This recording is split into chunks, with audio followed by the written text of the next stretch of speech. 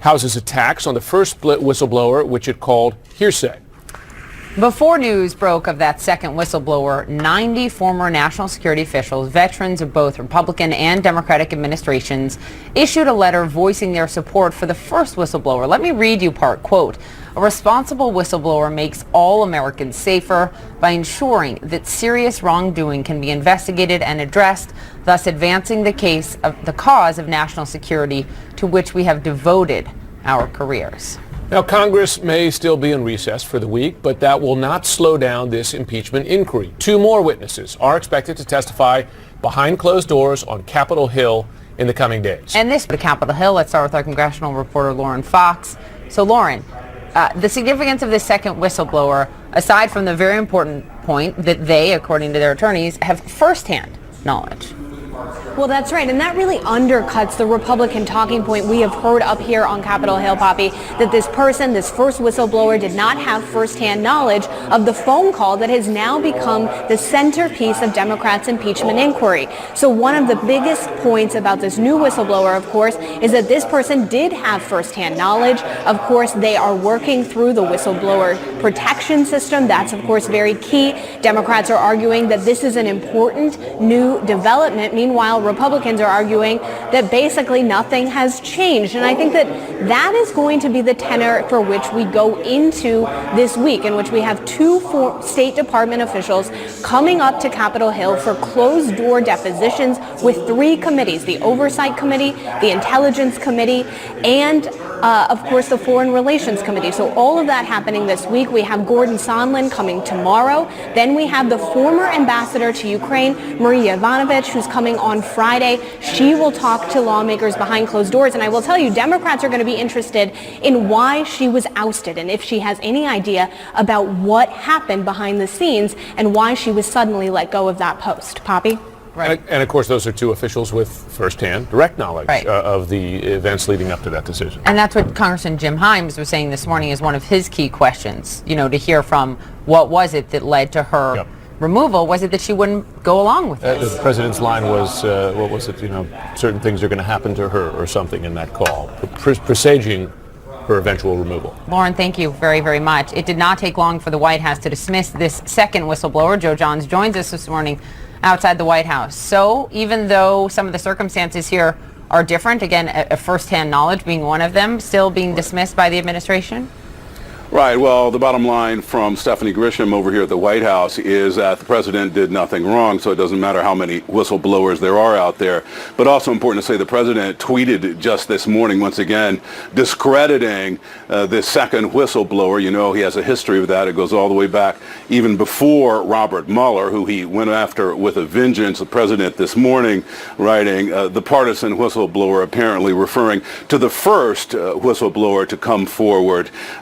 Was very wrong. The president writes on what his, quote, perfect no-pressure call with the Ukrainian president was, and then apparently referring to the second person, he writes, bring in another whistleblower from the bench. So now you got the president once again going after the first whistleblower, the second whistleblower. We don't know any of their names at all, and we can certainly expect this to continue over the weekend as well. The president also referring to an attorney for the whistleblowers as the same for both, and also indicating that that person is a Democrat supporting both Hillary Clinton and Obama. That's apparently a reference to attorney Andrew Bakash, who in fact was an intern for Hillary Clinton and Chuck Schumer, the 2 New York senators back in 2001.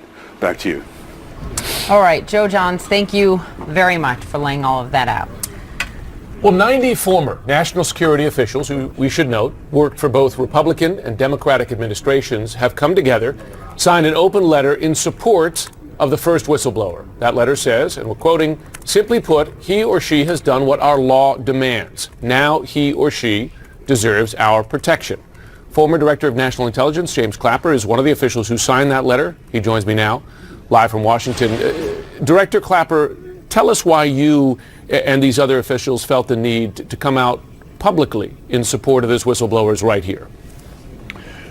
Well, Jim, I think it stems first from my involvement with the Intelligence Community Whistleblower Protection Program when I served as Director of National Intelligence, and I was a strong proponent of it for the simple reason that people in the intelligence community should have a legitimate conduit for expressing concerns about wrongdoing, and be able to do it in such a way that they are protected and the information they are conveying is protected. So when I was approached about signing such a letter, open letter to the public about the importance of whistleblowers and the importance of protecting them, I signed on in a heartbeat. Right.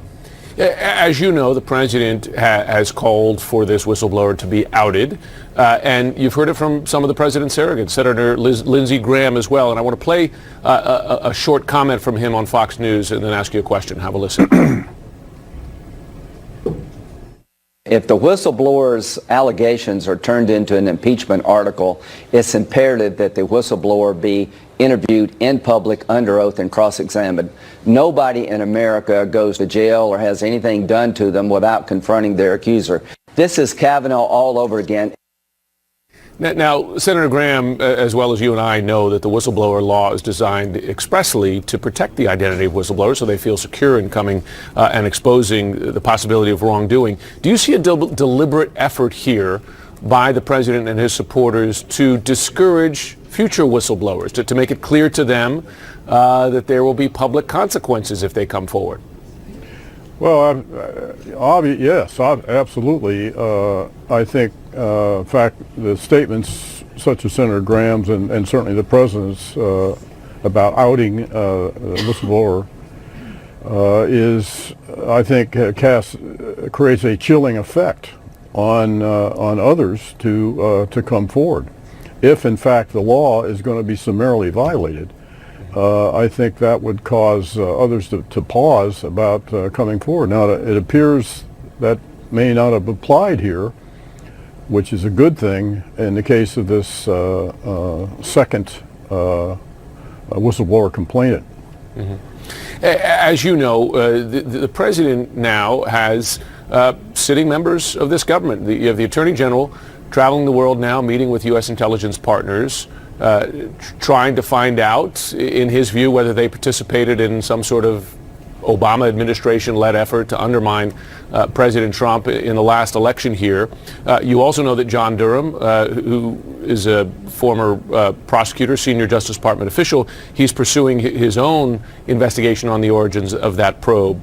Are you concerned that Barr's or Durham's investigation will find wrongdoing and seek to punish former intelligence officials?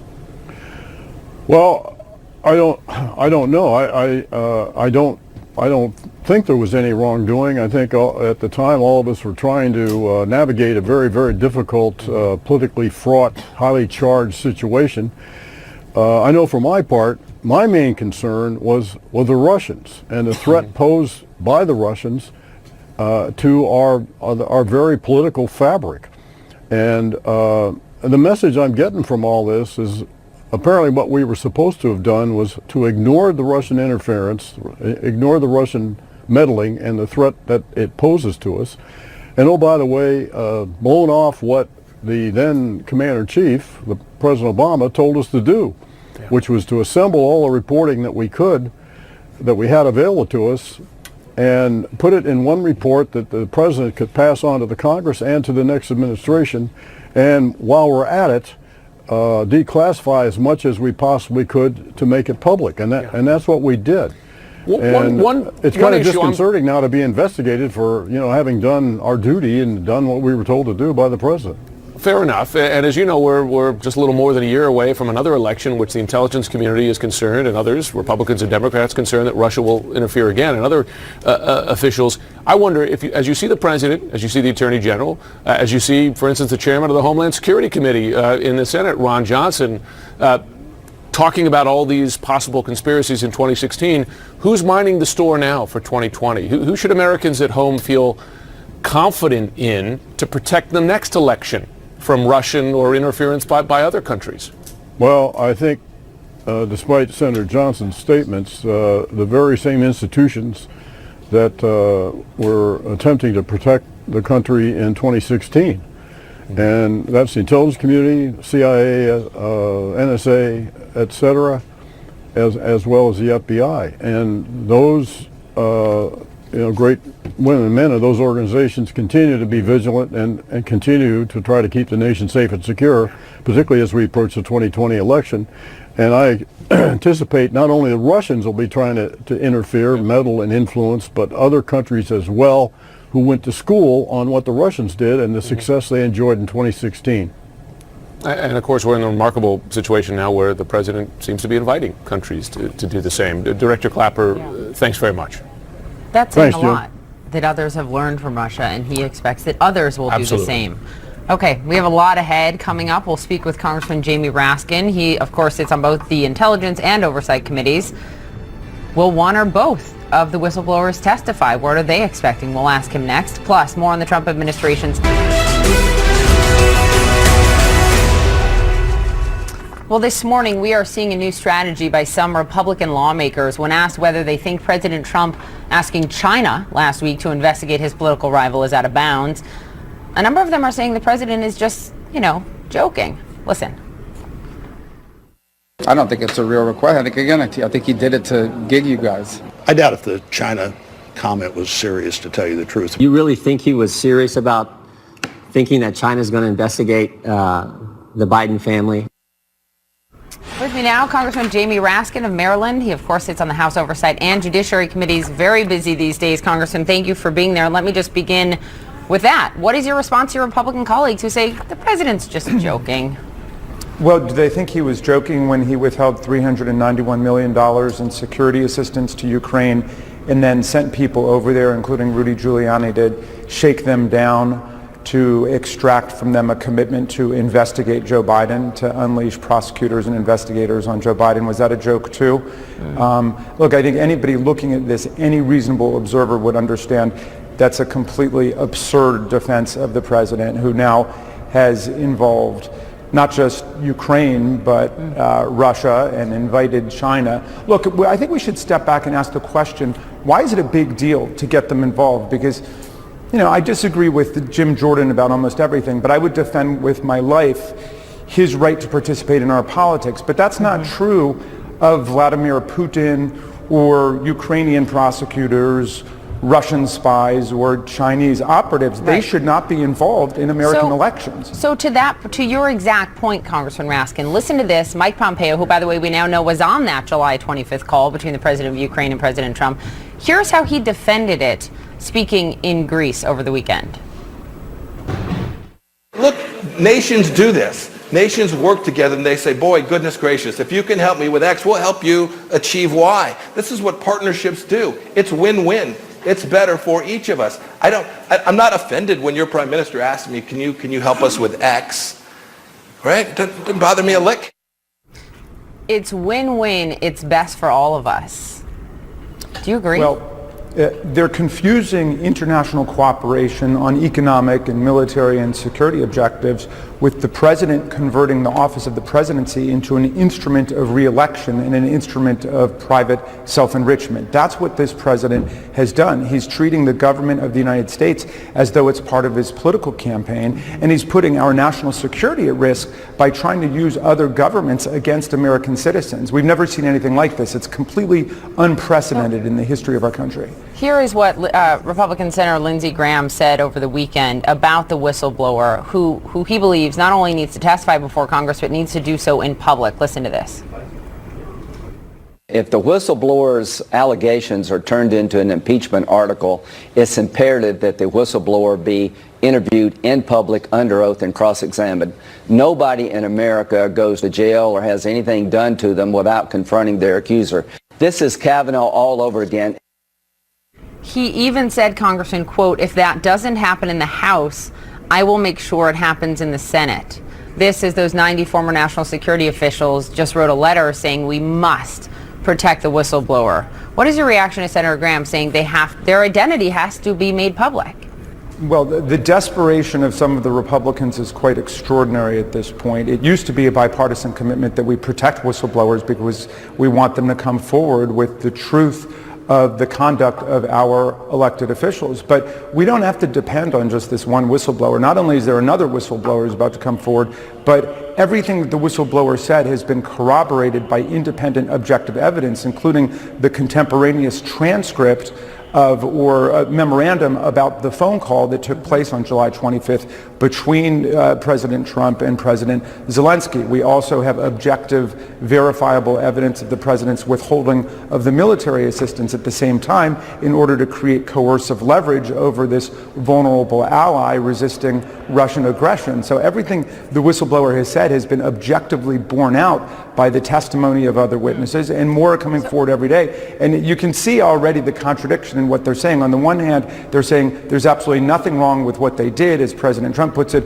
it was a perfect call, it was a perfect strategy. On the other hand, you can't believe the people who established the reality and the facts of that call and the strategy that unfolded in order to put pressure on Ukraine.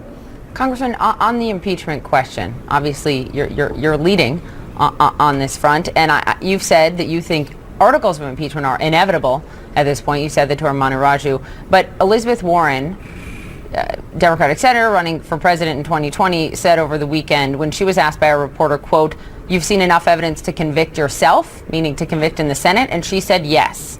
I wonder if you think that it would be more prudent for members of the Senate to wait until they see evidence before saying they are ready to convict. What do you make of her answer? Well, but I didn't see the interview, and I assume what Senator... Let me play it. I have okay. it, I believe. I think we can play it just to give... If they can get it back in there, we will play it for you, just so you can see the totality of what she said. Here it is. Okay. You've seen enough evidence to convict yourself? Yes. So you would vote right now to Look, I think the evidence is clear. When Donald Trump released the transcript in which he solicited a foreign government to interfere in the 2020 elections, he broke the law. Your thoughts, Congressman? Well, what I take Senator Warren to be saying is that the evidence at this point is overwhelming of the president's culpability for perpetrating this plot, which was a complete sellout of our Constitution. Now, I'm certain, I don't speak for Senator Warren, but I'm certain her position would be if there is evidence that contradicts it, then obviously she would change her mind. But at this point, there's no evidence coming forward. All we're getting really is the irrelevant distraction of the president calling people traitors and spies, and them complaining about how unfair the process is, and all of these extraneous immaterial arguments. They really don't have any answer to the fact that what the president did is to unleash his operatives to go and to shake down the Ukrainian government in order to get political dirt on American citizens who are, his political rivals, and then cover the entire thing up. And nobody has been able to negate a single element of that story, and the evidence piles up every single day as more people come to testify. They're better off doing what they're basically doing now, which is admitting it and saying, well, he wasn't really serious, he wasn't kidding, everybody does it. But all of that, again, is a distraction from a very serious offense against the Constitution of the United States. I would note the president of Ukraine said at the UN, I didn't feel any pressure. We have to leave the conversation here. We'll be back to it very soon. Congressman Raskin, always appreciate your time. Thank you. Thank you for having me. You got it.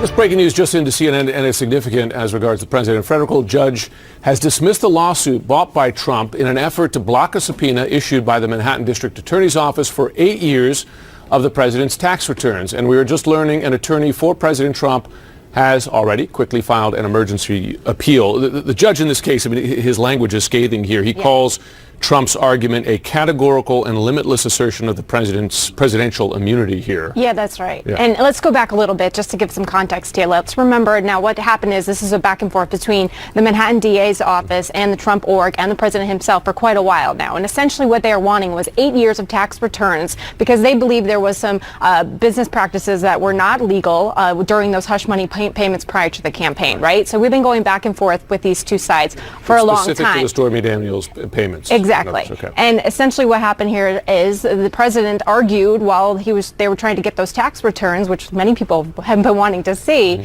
that he can't be subjected to any criminality. He can't be under investigation while he is a sitting president. And as you just read, federal judge says, well, that's not really the case. And he was very strong in his language. It was a very long actual comments as to why they believe that. But let me read it again. He basically said categorical and limitless assertion of presidential immunity that wrote would constitute an overreach of executive power, essentially saying your argument isn't strong enough, and essentially they can go forward with this lawsuit that the Manhattan DA's office filed. Okay, so they've gone forward. President's team has already filed an emergency appeal.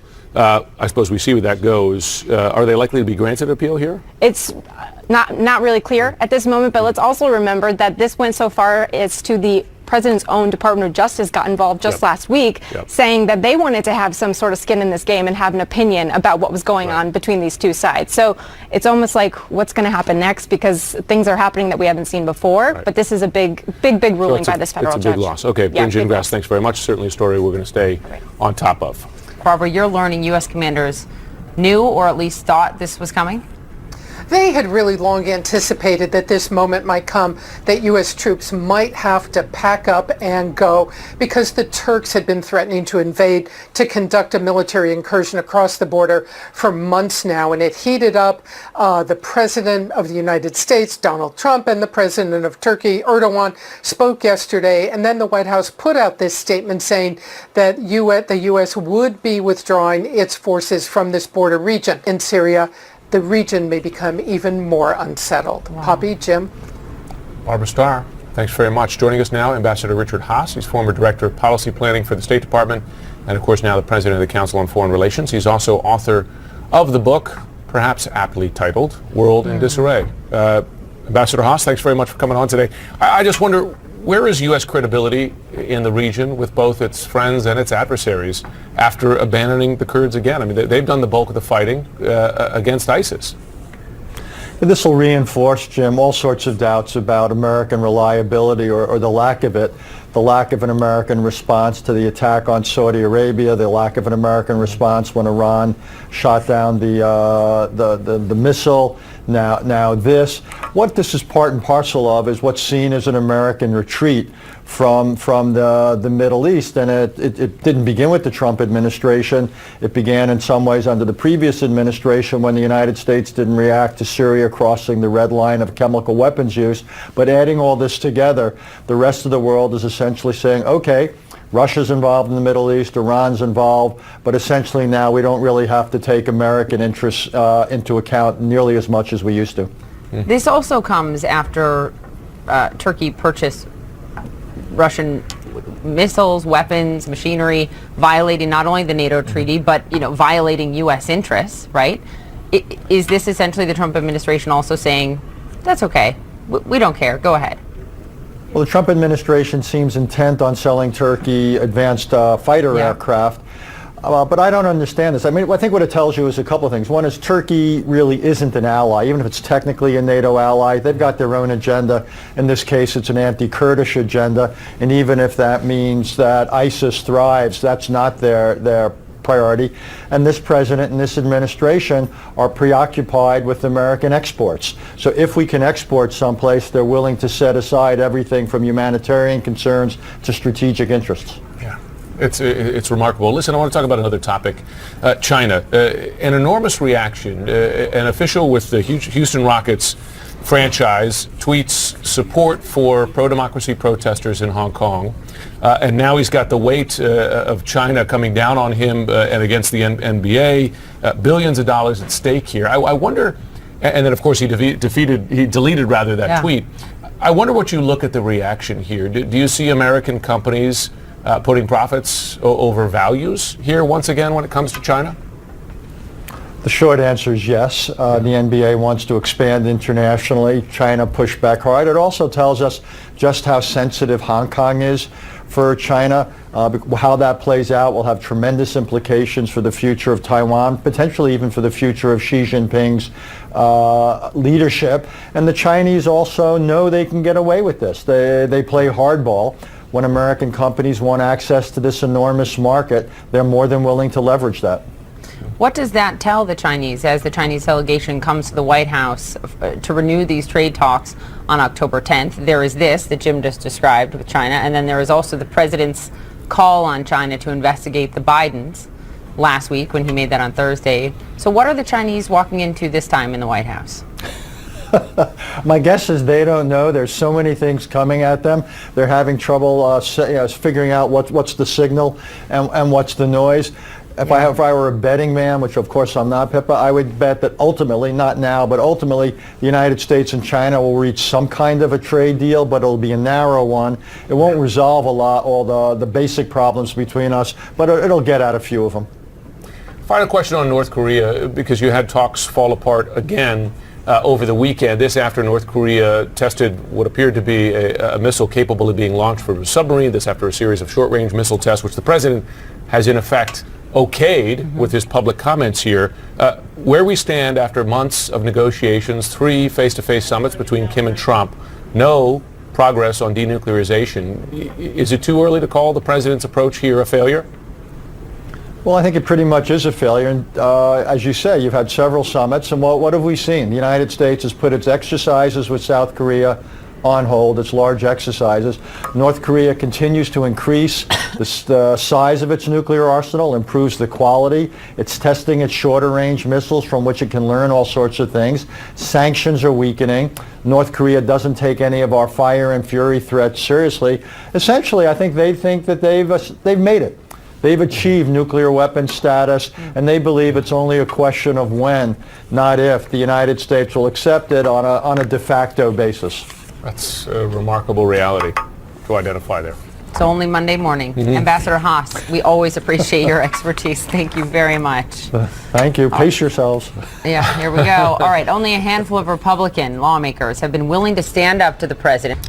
The president's call for the People's Republic of China, an authoritarian state, to investigate the family of a former vice president. The response by some GOP members, he's not serious, meaning you shouldn't take the president of the United States at his word. Seriously. But at least one former cabinet member from the Bush administration, General Colin Powell, says his party needs to get a grip. With us now, CNN legal and national security analyst Susan Hennessy, former NSA attorney, and Jackie Alemany, author of the Washington Post Power Up. Good morning, you guys. Let's listen to Colin Powell, if we could, for a moment. He had a great interview with Fareed Zakaria just yesterday.